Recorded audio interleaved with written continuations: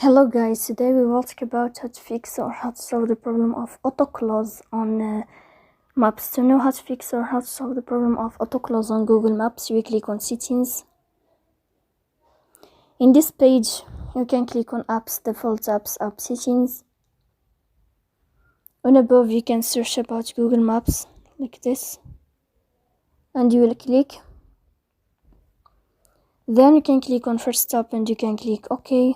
After that, you will enter to the window of storage. Here you can click clear cache. Don't click clear data because that can cause you errors or can delete your account. In the end, you can go to Play Store. You can search about Google Maps and you can update your app if you will find it in this blue sign. So please don't forget to support us by like and subscribe. See you next time in another video, and thank you for watching.